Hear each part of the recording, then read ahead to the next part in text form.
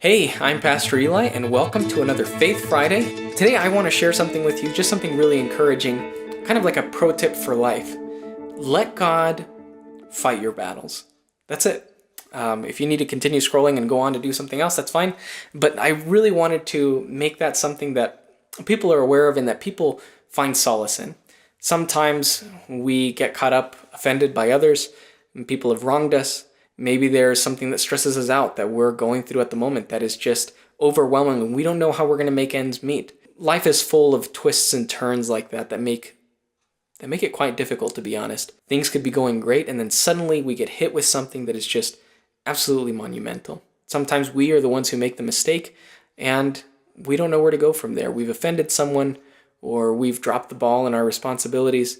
Whatever the case might be, whatever battle you're in, remember to let God fight your battles. I want to give you an example from the Bible. In the Gospel according to Mark, we find this story of Jesus and his disciples going across a sea.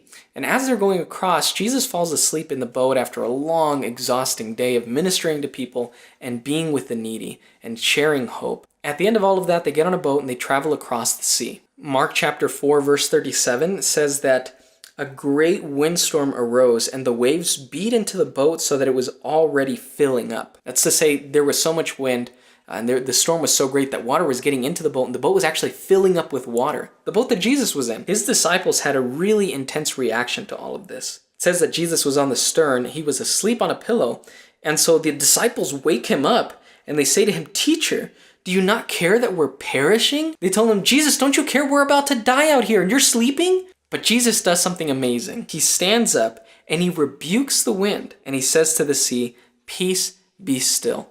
Immediately there was just this great calm, this peace over the sea. Jesus' response to the way that the disciples kind of handled this is kind of hard.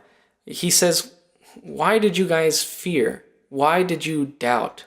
Why didn't you have faith?" Jesus seemed to think that just because he was asleep, they weren't in any danger. And it reminds me that even when it seems like God is asleep, even when it seems like there's no answer, even when it seems that the battle is raging on, that there's a huge storm, if I trust my battles with God, they're going to be resolved in ways so much better than anything we could have done.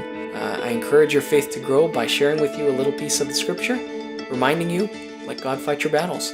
So I'm Pastor Eli. This has been a Faith Friday, and I'll catch you guys next time.